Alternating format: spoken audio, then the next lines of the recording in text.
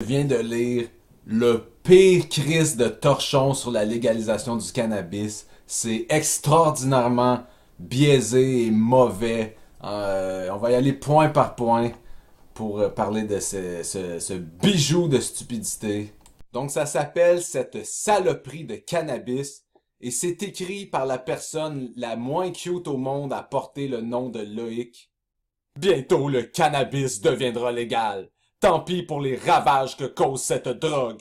Un discours complaisant se répand partout. Le plus curieux est que les personnes qui défendent la consommation de cannabis dénoncent les dangers du tabagisme. Tu perds pas de temps, mon Loïc? La grosse hypocrisie en partant, et puis la projection aussi, parce que nous, notre position est très consistante. On propose de traiter le cannabis comme on traite le tabac, comme on traite l'alcool, mais toi, t'es à l'aise avec le fait que le cannabis soit illégal, ça soit criminel, mais que les autres soient parfaitement légales et acceptés. Donc c'est ta position qui est inconsistante, c'est pas la nôtre. On est très d'accord que le cannabis, il y a des dangers, puis on peut parler des dangers du cannabis comme qu'on peut parler des dangers du tabac. Donc ouais. You suck! Tout le monde connaît les méfaits de la fumée de tabac primaire, secondaire ou tertiaire, mais entendez-vous parler des dangers de la fumée de cannabis primaire, secondaire ou tertiaire? Non! C'est qu'il n'y aurait pas d'études sur le sujet. Ou peut-être, il y en a des études sur le sujet, mais t'es trop paresseux pour faire la recherche, puis t'aimes mieux juste vomir tes idées sur un papier au lieu d'essayer d'aller chercher la vérité.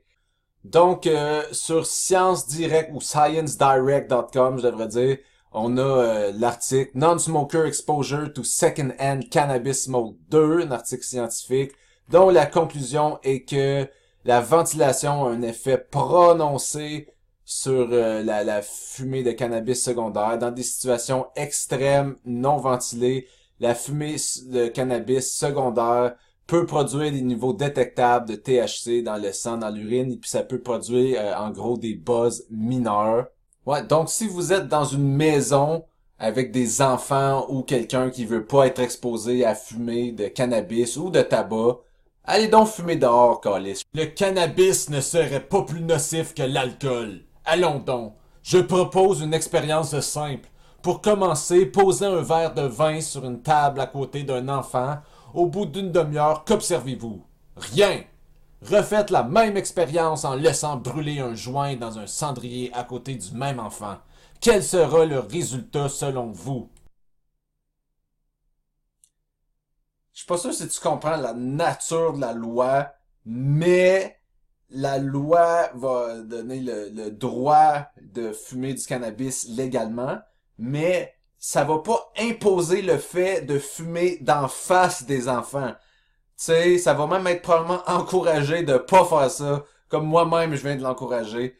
Hey, c'est un peu comme si on disait force un enfant à manger du pot, parce que ça va aucun effet, parce qu'il faut que le pot il soit chauffé, là. C'est pour ça que les gens prennent des brownies ou des choses comme ça au pot, ils font pas juste manger le pot. Donc force un jeune à manger du pot, constate que ça n'a aucun effet. Maintenant, fais-y caler une bouteille de vin. Qu'est-ce qui va se passer? L'alcool devrait être illégal, puis le pot légal. C'est le même genre de logique tordue. Et non, si tu mets un verre de vin à côté d'un enfant, il se passe rien par rapport à l'enfant. Et puis si tu vas fumer dehors pendant que l'enfant est à l'intérieur, il se passera rien non plus pour l'enfant. Donc c'est la même maudite affaire, malgré ta gymnastique mentale pour essayer de voir une différence ou ce qu'il n'y en a pas. Ceux qui s'imaginent que la consommation de cannabis va diminuer grâce à la nouvelle législation se bercent d'illusions. Plusieurs compagnies de production de cannabis appartiennent à des petits amis des libéraux d'Ottawa. Ces compagnies vont-elles accepter que leurs profits stagnent ou diminuent? Jamais! Au contraire, elles vont mousser la vente de leurs produits. D'ailleurs, il n'y a pas vraiment de campagne publicitaire pour avertir le public des méfaits du cannabis. En plus, si le cannabis renfloue les coffres du gouvernement, ce dernier deviendra-t-il aussi un accro de cette drogue? Fucking gouvernement, man. Il pense juste à l'argent. Contrairement au crime organisé qui, eux, quand ils vendent du pot, ils ont le bien commun en tête. Mais je suis d'accord sur un point, c'est celui que je pense pas que c'est vrai que la légalisation va faire diminuer la consommation, mais je pense pas non plus que ça va la faire augmenter. Call me crazy, mais je pense que ceux qui veulent fumer le font déjà, puis que ça va rester de même. Et puis par rapport à l'idée qu'il n'y ait pas de vraie campagne publicitaire contre le cannabis, ben c'est bizarre quand j'écoute des vidéos sur YouTube, souvent ils mettent une publicité contre le cannabis avant mon vidéo. Fait que je sais pas qu'est-ce que tu veux dire par une vraie campagne de publicité. Peut-être que tu veux dire une dans le Journal de Montréal, parce que c'est là que tu travailles, mais votre public cible a comme 68 ans. Là. Je pense que YouTube, c'est une meilleure stratégie. Mais surtout, pour en venir à ton hypocrisie, qui est un peu le thème principal de ton article, ben, c'est-à-dire de ma critique de ton article, c'est que il y aura pas de publicité pour le cannabis, comme il n'y a pas de publicité pour le tabac aujourd'hui. Mais par contre, il y a beaucoup de publicité pour l'alcool. Québécois pour lequel tu travailles est financé beaucoup par l'alcool. Tous les événements sportifs sont financés par l'alcool. Donc, mais ça, t'as pas de problème avec ça. Parce que fuck la consistance. Ce qui est important, c'est que rien change jamais. Rien change jamais. Rien change jamais. Peu importe que le cannabis fasse baisser substantiellement le quotient intellectuel. Ok, j'ai trouvé un article qui est écrit avec beaucoup de nuances et de rigueur. C'est surprenant que Monsieur Loïc, avec son impressionnant quotient intellectuel de personne qui a jamais fumé de joint, soit incapable de faire la même chose. Mais ben, il nous explique que, évidemment, bon, là, il cite comme exemple Fox News, une source qui a écrit que oui, le pot fait baisser le quotient intellectuel, et le Washington Post comme une source qui dit le contraire. Et puis, il va dans les détails des deux positions. Donc, dans la position qui dit que oui, le cannabis fait baisser le quotient intellectuel, il nous explique que la plupart des rapports qui dit que le cannabis fait baisser le QI vient de une étude qui est celle-ci. D'ailleurs, l'article donne à cette étude-là le crédit d'étant une des meilleures études qui a été faite sur le sujet. Et puis, on va aller voir les résultats. OK, donc ceux qui, sur les 1037 participants à l'étude, 242 ont reporté ou ont déclaré avoir jamais utilisé de cannabis. Et puis, pendant ce temps-là, leur QI est passé de 99,84 à 100,64. Et puis ceux qui fument ceux qui fument modérément, 479 personnes dans l'étude ont reporté qu'ils ont fumé du cannabis, mais qui n'ont pas été diagnostiqués comme des gens qui abusent de la substance. Donc, eux, leur QI a passé de 102,32 à 101,25. Donc, il a baissé de à peu près 1 point pour finir quand même plus haut que celui de ceux qui ont jamais consommé. Fait que c'est une découverte assez intéressante. Et puis, il nous reste le fait que 38 participants qui ont rencontré les critères pour ceux qui ont un problème de consommation excessive de cannabis. Et puis, qu'on peut voir, que vous pouvez lire là pour plus de détails. Mais eux ont vu, ces 38 personnes-là ont vu leur QI passer de 99,68 à 93,93. Ça, c'est pour ceux qui consomment de façon abusive. Donc, que disent ceux de l'opinion contraire que non, le cannabis ne fait pas baisser le quotient intellectuel? Ben, il y a quelques choses qui ont été soulevées pour expliquer ces résultats-là. Premièrement, la consommation de cannabis est plus élevée pour ceux qui viennent de milieux socio-économiques plus défavorisés. Et puis, c'est normal dans ces milieux-là, peu importe si tu fumes du cannabis ou non, que un coup que tu as fini ton parcours scolaire, ton QI descend avec les années. Apparemment, c'est ce que disait du moins un chercheur qui s'appelle oh my god, je sais pas comment prononcer ça, Rogberg, I guess, Hall Rogberg. Et puis et aussi on a Dr. Michael Daly qui suggère que les traits de personnalité pourraient expliquer certains de ces faits-là, comme le fait que l'ouverture d'esprit peut être associée à un QI plus élevé et aussi à la consommation de cannabis, ce qui expliquerait entre autres le fait que ceux qui ont déjà consommé du cannabis avaient quelques points de QI par-dessus de plus que ceux qui en ont jamais consommé. Mais aussi ce que j'avais pu penser moi-même avec mon bagage de connaissances scientifiques limitées, là, c'est que l'échantillon est très petit, là, seulement 38 personnes qualifiées comme étant des gros consommateurs, donc ça veut pas dire grand-chose. Mais ensuite l'article parle d'une autre étude intéressante qui suivait des jumeaux où un jumeau consomme du cannabis et l'autre non, et observait l'évolution de leur quotient intellectuel. Et puis, cette étude-là a démontré qu'il n'y avait pas de différence entre les jumeaux quand il y en a un qui consommait et l'autre non.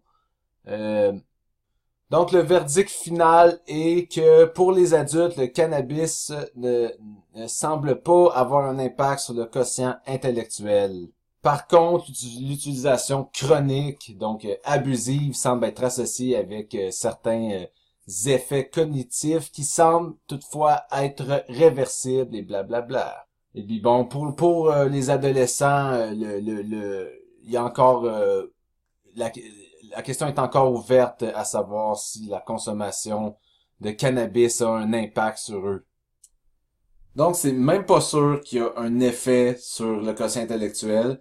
Et puis s'il y en a un, il est absolument pas substantiel, sauf peut-être pour les jeunes qui consomment de façon excessive. Le cannabis risque de provoquer des maladies mentales graves. Monsieur Tassé, il aime pas beaucoup les nuances, contrairement à moi. Lui aime ça prendre le petit bout des faits qui marche avec son opinion et puis parler juste de ça puis ignorer complètement le reste.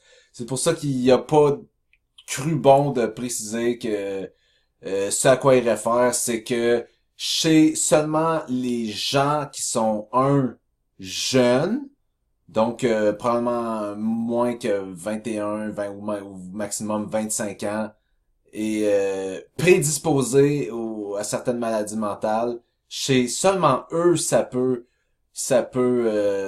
déclencher la maladie mentale. Mais en plus, c'est même pas sûr que la maladie mentale serait pas arrivée de toute façon un peu plus tard. Et puis, qu'est-ce qui est sûr, c'est que ça n'a aucun effet chez ceux qui sont plus vieux. Et ça n'a même aucun effet chez la majorité de ceux qui sont plus jeunes, donc ceux qui sont pas prédisposés à ces maladies-là. Donc, c'est des grosses nuances que quelqu'un d'honnête aurait amené, mais bon, monsieur Loïc Tassé ne se préoccupe pas de petites choses comme l'honnêteté. Le cannabis provoque des accidents de la route! Well, motherfucker! Tu sais, pour que ton point fasse du sens, il faut que tu démontres que le cannabis a des effets pires que celui de l'alcool.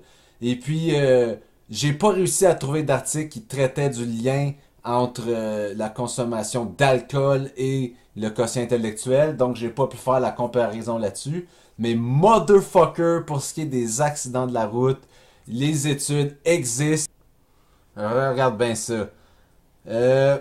Donc, il y a 2,9%, regardez ici, 2,9% de la population en train de conduire qui est sous l'influence du cannabis et 2,7% qui est sous l'influence de l'alcool. Et puis il y aurait 2,5% ou des accidents fatals de la route qui seraient attribuables au cannabis comparé à 28,6% pour l'alcool. Donc, le nombre de conducteurs sous l'effet de l'alcool et sous l'effet du cannabis est presque le même. Il est même un peu plus bas pour l'alcool, mais il réussit quand même à faire, l'alcool réussit à faire 28,6% des accidents de la route versus seulement 2,5% pour le cannabis, des accidents fatals. J'ai aussi un autre article qui traite des accidents non fatals, qui arrive à la conclusion que oui, le cannabis peut causer des accidents non fatals, mais l'alcool, évidemment, comme on peut s'attendre, en cause plus. Justin Trudeau a décidé de légaliser cette drogue, probablement parce qu'il en est lui-même un consommateur. Moi, je pense plutôt que Justin Trudeau, il est pour la légalisation parce qu'il voulait aller chercher des votes au NPD. Mais bon, ça c'est mon avis à moi. Parce que, savais-tu qu'il y a 53% de la population canadienne qui sont pour la légalisation selon un sondage CROP et seulement 41% qui sont contre. Donc c'est populaire. Puis vu qu'on vit dans une démocratie, c'est normal qu'un premier ministre, ou ça devrait être normal qu'un premier ministre fasse ou mette en place les politiques qui représentent l'opinion d'une majorité de la population. Mais moi, ce que je trouve détestable, c'est que tu dis que Justin Trudeau, il est pour la légalisation seulement parce qu'il est un consommateur, ce qui est loin d'être prouvé qu'il est un consommateur. Je pense qu'il a dit qu'il a déjà consommé, mais qu'il le fait plus. J'aurais tendance à le croire, là, c'est le cas de beaucoup, beaucoup de gens. Mais bon, qu'est-ce qui me tue, c'est que c'est absolument le contraire. C'est toi qui es contre parce que tu fumes pas. Parce que pour toi, l'alcool, c'est correct parce que t'en prends, tes amis en prennent, plein de gens que t'aimes puis que tu respectes en prennent. Et donc, c'est correct. T'as pas de problème avec ça, ça fait partie de ta culture. Mais ça, oh, le cannabis, t'en prends pas. Tes amis, ils en prennent pas, ou s'ils en prennent, ils te le disent pas parce que t'es un plein de marde. Et donc, c'est absolument le contraire. C'est pas lui qui est pour juste parce qu'il en prend, c'est toi qui es contre juste parce qu'il en prend pas. Parce que de ce que je peux en juger, c'est la seule différence substantielle qu'il y a entre l'alcool et le cannabis, c'est que dans ta génération, il y avait peu de gens qui prenaient du cannabis et puis il y avait beaucoup de monde qui prend de l'alcool. Donc pour toi, c'est normal de prendre de l'alcool et c'est pas normal de prendre du cannabis. Et là finit ton analyse de fucking simplet. Mais pourquoi donc que Justin Trudeau pourrait être pour la légalisation? Ben, on pourrait, tu sais, on peut douter de tout ce qu'il dit parce que c'est un politicien, mais on peut aller voir pourquoi est-ce que les Canadiens sont pour. Quels sont les principaux aspects positifs de la légalisation? Ben, on a le contrôle de la qualité, hein, parce que au moins les gens qui vont fumer, ils vont savoir qu'ils fument pas de la merde, là, s'il y a des normes gouvernementales qui sont là pour les protéger. Il y a, les revenus vont aller au gouvernement au lieu de aller au crime organisé. Et puis, voyons, déjudiciarisation. Donc, bon, il y a plein de bonnes personnes avec plein de potentiel qui vont arrêter d'avoir des dossiers criminels et puis des problèmes là, inutiles à cause de leur consommation d'une substance qui affecte personne à part eux-mêmes. Et puis ça, c'est tous des effets, si on y pense, qui vont être positifs puis qui vont être dus à la légalisation. Alors que si on va voir l'autre partie du sondage qui demande c'est quoi les principaux aspects négatifs de la légalisation, ben on a les accidents de la route, on a la consommation des mineurs, on a la banalisation des dangers, on a les problèmes de santé mentale et on a la dépendance. Mais quand on y pense, tous ces problèmes-là, ça s'applique même si c'est illégal. Même si c'est illégal, il va quand même avoir des gens qui vont fumer puis ils vont conduire, puis il va quand même avoir des mineurs qui vont consommer, puis il va quand même avoir la banalisation des dangers, puis il va quand même avoir... la légalisation va amener tous les côtés positifs, puis les côtés négatifs, c'est ça que je comprends pas comment est-ce que les autres ou ceux qui sont contre le projet de loi font pour pas voir ça. C'est les effets négatifs existent déjà, puis il y a aucune preuve qui montre que la consommation va augmenter à cause de la légalisation. Là, je vais sauter le paragraphe, c'est sur les moufettes parce que il dit rien de nouveau ou de substantiel. Et puis il finit en disant bravo Justin. Après tout, le cannabis rend docile. Rendre le peuple docile, n'est-ce pas le rêve des mauvais dirigeants? C'est vrai dans une certaine mesure que le cannabis rend docile. Mais à l'inverse, l'alcool rend violent. Hey, si le pot rendait violent, t'en aurais parlé au moins 6 fois dans ton article, ça aurait été un gros argument. Mais il semblerait que c'est la substance que toi tu préconises qui rend violent. Donc, évidemment, la violence, c'est pas un point que tu vas aborder dans ton article. Fait que j'ai dit que t'étais pas consistant, mais finalement t'es très consistant, t'es hypocrite du début à la fin. Euh, tu finis comme tu commences avec beaucoup de mauvaise foi et d'hypocrisie. Puis je tiens à dire, parce que là j'ai pitché pas mal l'alcool, mais dans le fond, je suis pas contre l'alcool, je dis juste que l'alcool, comme c'est légal et régulé, ben ça devrait être la même chose pour le pot, il devrait être légal et régulé. Et même que ce serait logique, de la même façon qu'on n'a pas le droit de faire la promotion de la cigarette et qu'on n'aura pas le droit de faire la promotion du cannabis, on devrait pas avoir le droit de faire la promotion de l'alcool. Ça serait juste logique. Donc, sur ça se termine mon analyse de l'article de Loïc. Loïc, mon chou, j'espère que t'es meilleur quand tu parles de la Chine que quand tu parles de cannabis. Moi, je veux pas participer à la banalisation. Je déconseille de fumer quand t'es jeune. Je déconseille de fumer excessivement. Mais là, vous allez quand même faire ce que vous voulez. Mais la seule personne à qui je conseille de fumer, c'est Loïc. Je pense que si tu fumais là, un joint ou deux, là, juste pour essayer, là, ça t'ouvrait certaines perspectives, puis peut-être que tu te ferais plus inviter d'un party. Peut-être peut-être que le monde parlerait moins dans ton dos, tes collègues de travail et tout. Donc, plat plat, si t'es pas content, viens-t'en au Word Up, man.